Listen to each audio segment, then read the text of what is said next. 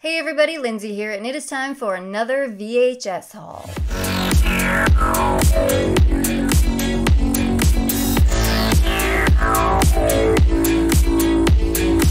I wasn't planning on buying any more VHS. Oh my god, this thing's heavy.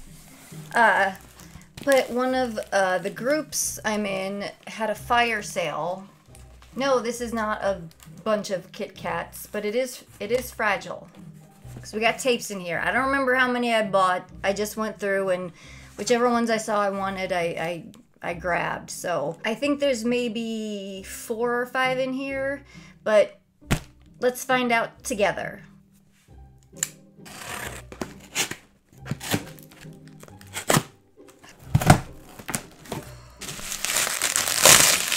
Oh man, I think there's 7 in here. I didn't think I ordered that many. Bunch of newspaper, some bubble wrap, some more bubble wrap, and a little more bubble wrap. I think that's it. All right, up first we have Lyle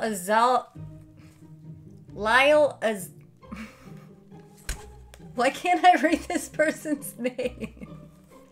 Lyle Alzado, Rick Washburn, no relation, at least as far as I know, and Lance Henriksen in Comrades in Arms. A post-Cold War Russian colleague had the insight to pass on to me that the third superpower in the world is the cartels. Unlikely allies, unbeatable forces. When did this, what year is this from? It says 1992.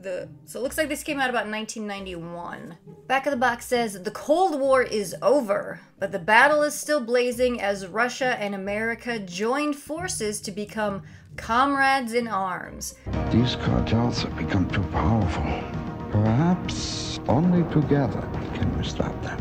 When a ruthless international drug cartel threatens to impose a new world order of its own aggressive, no-nonsense CIA chief, Rob Reed, played by Lance Henriksen, calls an emergency summit with his KGB counterpart. With lightning-speed Red Army Spetsnaz commandos and the elite U.S. Delta Force are dispatched into action.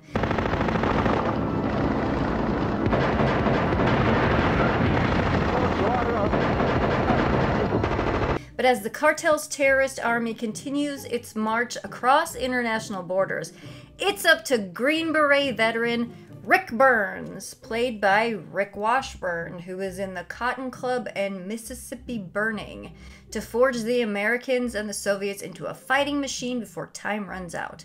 He's an arrogant son of a bitch, and we're gonna bring him down. From the jungles of Colombia to the heart of the Red Square, 2 former enemies join forces under one common cause, when survival means they must become comrades in arms. I will orchestrate a total campaign of terror. Color approximately 91 minutes. It sounds like it could be a fun action movie, and Lance Henriksen is always a treat to watch. Listen to me, I am not insane, I know. Comrades in Arms. Checkmate.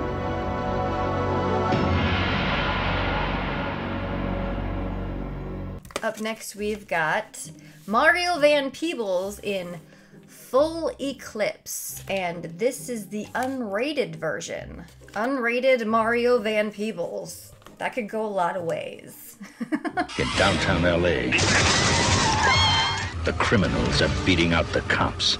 Everybody down! Get down! And for a street-hardened cop like Max Dyer, it's become a war that can't be won. The front of the box says there's a new police force on the streets, and they only come out at night. Oh shit! I didn't even see it. He's a fucking vampire. He's Blade Cop. Patsy Kensit is in this also. The thing I know her most from would be like Lethal Weapon 3. Or Lethal Weapon 2, sorry. The back of the box says, in Los Angeles, the criminals are one step away from taking over the city. Drugs and guns are all over the streets. It'll take a special kind of cop to put an end to it all. Max Dyer. Max Dyer, played by Mario Van Peebles, is a special kind of cop, which is why he's invited to join an elite squad, a secret police unit authorized to do whatever it takes to put an end to crime. A secret police unit. Are we talking like some sort of pseudo Charlie Bronson vigilante? We call it justice. Their leader, Adam Garou, played by Bruce Payne, has a secret method for dealing with crooks, a serum which when injected into his gang of rogue cops, gives them an extraordinary strength and speed, a drug that gives them the power of wolves. Oh, he's a werewolf. They're powerful. He's not a vampire, he's a werewolf. He's a werewolf cop, not Blade Cop. A drug that gives them the power of wolves and a deadly appetite for crime. Max is suspicious of Garou's renegade police force, but is soon seduced into joining them by their most beautiful member, Casey Spencer, played by Patsy Kensit. Be part of the pack, Max. The answer is no. You have to. No, I don't. As Max soon discovers, there's a dark side to Garou's detective work, and he must decide if he's going to run with the pack or stand against them. Get out while you can, bro.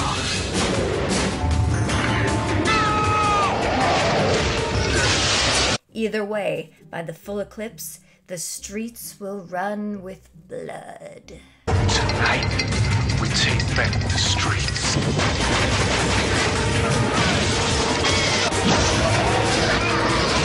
Oh, it looks... They got their own little Twilight crew in the back, on the back. And there's Patsy Kensit. HBO home video. This looks fun. Full eclipse. Full eclipse.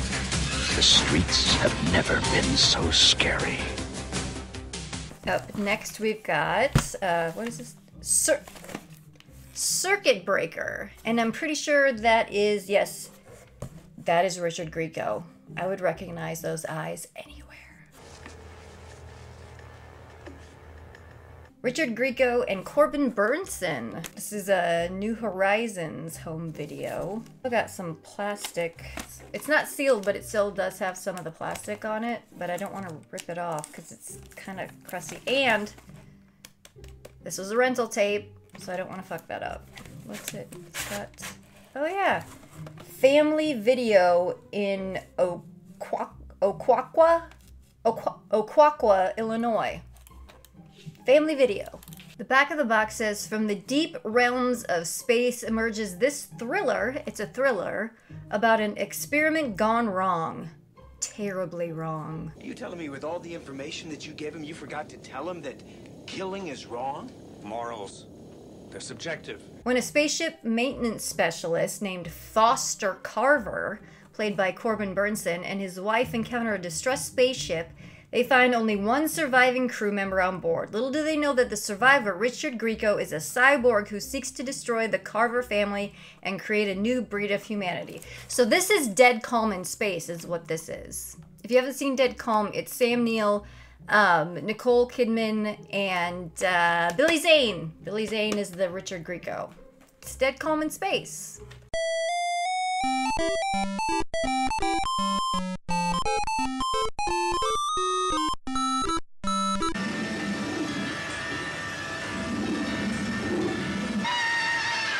Hardwired for Destruction.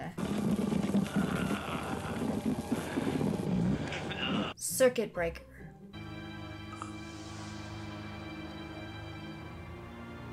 Up next we have this. I saw this and it looked really interesting, and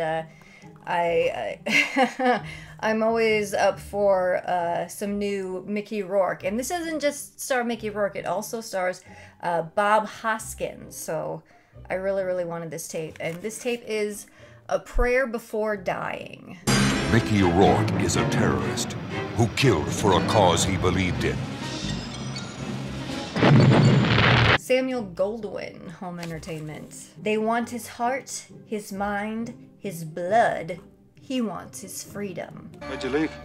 I saw myself laying on the street dying, not wanting to die. Oh, and we've got pull quotes on the back. The first one says, a 10.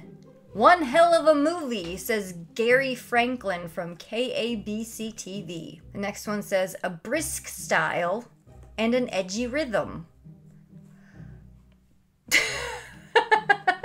That's from Janet Maslin from the New York Times. And the last one is, it's the 5th film of my work and the best film by far. When I first started reading it, I thought it was gonna say, this is my 5th best film. And that's from Jack Higgins, the guy who wrote it, based on his book. Because it's Jack Higgins, A Prayer Before Dying. Back of the box says, as a school bus merrily speeds past an army caravan, it suddenly explodes. The bus exploded. Stunned and horrified, Martin Fallon, Mickey Rourke, flees. He had planted the bomb for soldiers, not to kill innocent children. Disillusioned, Fallon seeks desperately to escape his violent life. But the movement wants his heart, the mob wants his mind, the police want his blood. Trapped, all he wants is freedom. A prayer for the a prayer for the dying. I thought this was a prayer before dying. A prayer for the dying. An all-star cast delivers powerful performances as the guilt-ridden IRA freedom fighter. Oh, it's an IRA movie. That's a whole genre unto itself. Like the ex-IRA bomber with a change of heart. And he just keeps getting pulled back in. As the guilt-ridden IRA freedom fighter, Mickey Rourke gives his finest performance to date. This is before The Wrestler, states LA Weekly. Bob Hoskins, as the ex-Army commando turned priest, the New York Daily News declares, is solid gold. My church has been desecrated. Nothing to do with me. You're lying. Alan Bates deserves an Academy Award. Who the fuck is Alan Bates? Alan Bates is the man who wants him to kill one more time. I don't think I've heard of Alan Bates. But he deserves an Academy Award according to the Boston Globe. It said claims the Boston Globe. Came out in 1987, color 108 minutes. And on the back we got some gangsters by, are those porta potties? I don't know. Then they're coming out of this funeral service place, and then there's this execution in a graveyard, and some guy with a shotgun in his mouth. Something for everybody. A prayer for the dying. A prayer for the dying.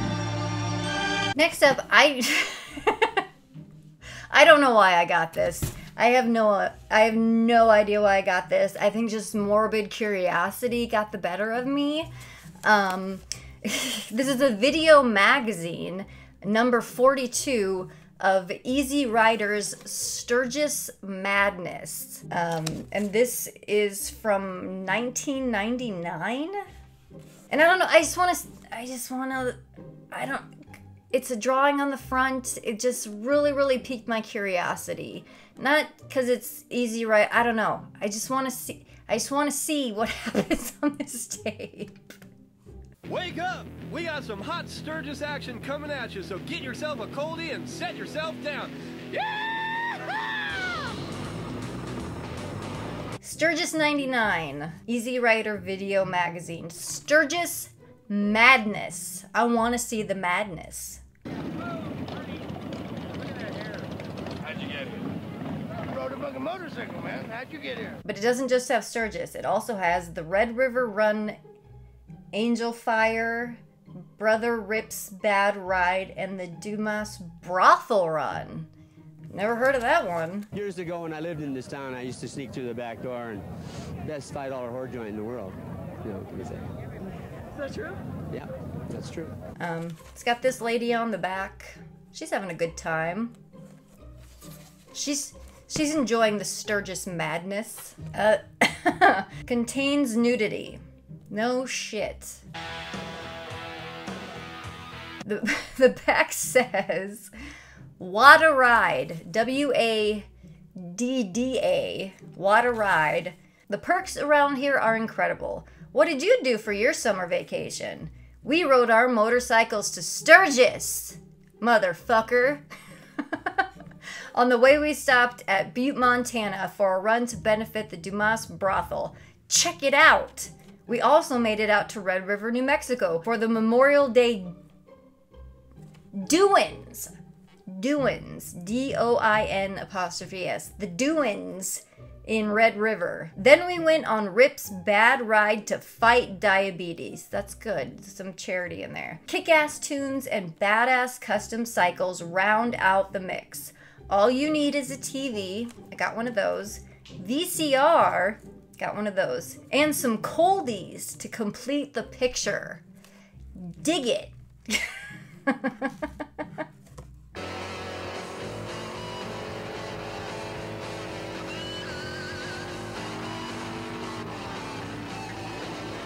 Why the fuck did I buy this? My ass hurts.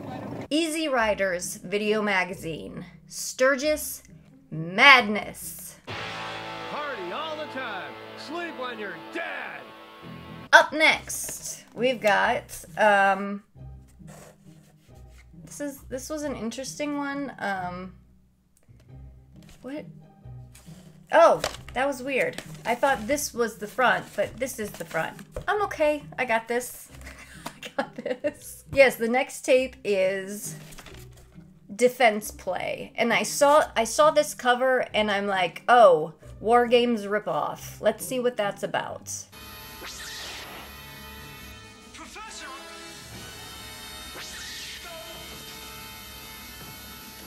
But it's got 2 high schoolers on a computer, and it looks like there's some political intrigue and military warfare.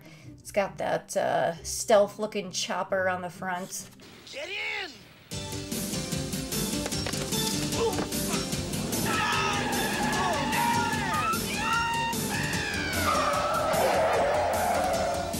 I don't recognize any of these names. Oh, yeah, and on the back it says pre-pack item.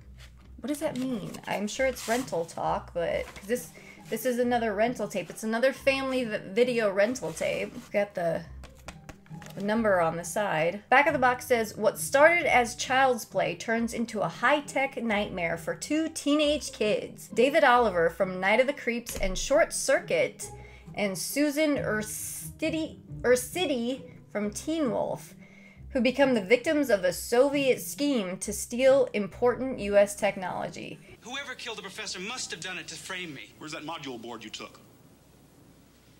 I can't tell you that, sir. You what? I can't tell you that. It's high-flying warfare, and only they can stop the sabotage of an SDI launch. What the fuck is an SDI launch?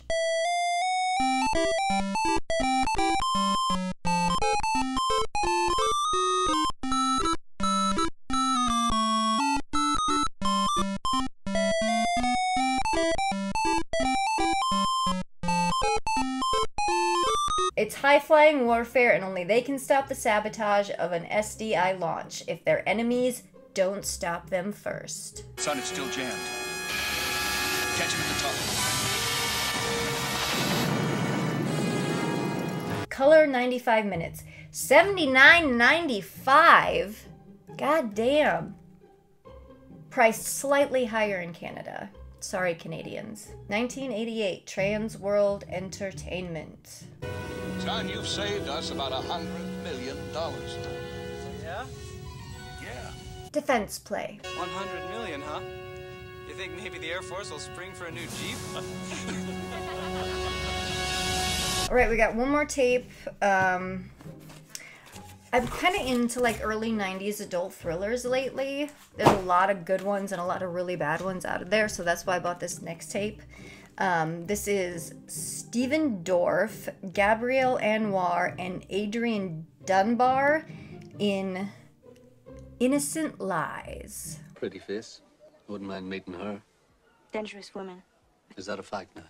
A fact, believe me. Just my type, then. This is another rental tape. Doesn't say Yeah, it looks like the rental place sticker came off. That kind of sucks. Anyway, yeah, so we got Stephen Dorff and Gabrielle Anwar in a movie, a drama, and it says, "The lies were innocent, the truth is deadly." It usually is. It usually is. Looks like it came out around 1995. The back of the box says, Gabrielle Anwar from Scent of a Woman and Stephen Dorff from Backbeat star in a sultry tale of passion, murder, and deadly family secrets. Don't play with me, Jeremy. I'm not playing, Mother. I haven't played for years. A detective, Adrian Dunbar, from Hear My Song, stumbles into a web of murderous secrets as he investigates the violent death of an old friend. Behind the crime, a beautiful and haughty mother, played by, Joanna Lumley from Absolutely Fabulous. She is great. This is the mood board for the next edition. Yes. Sex pitch, aristo, punk. Sex, punk, whore, bitch. Prosy, lessie, punk, tar. Slut. Oh, but Alex, with lovely shoes. Oh, yes. Yeah. A cold-hearted son, played by Dorf, and a seductive daughter, played by Gabrielle Anwar, hide an unspeakable legacy of passion. Did I accidentally buy an incest movie? My little hot water bottle.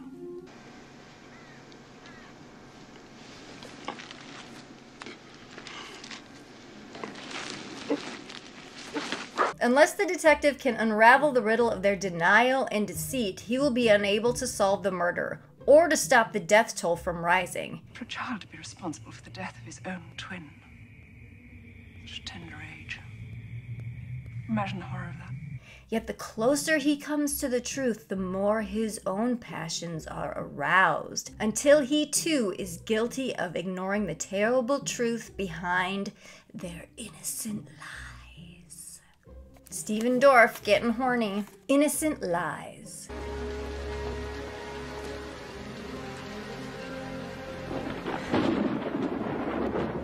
Well, that is going to do it for this quick little VHS haul. I thought it would be fun to pop on here and show you what I got off the latest fire sale. I shouldn't be buying any more tapes. I need to organize the ones that I do, but I just couldn't resist myself. I can't resist a fire sale. I just can't. But that's going to do it for this little video, so thank you for joining me. This is Lindsay signing off. I'll check you later.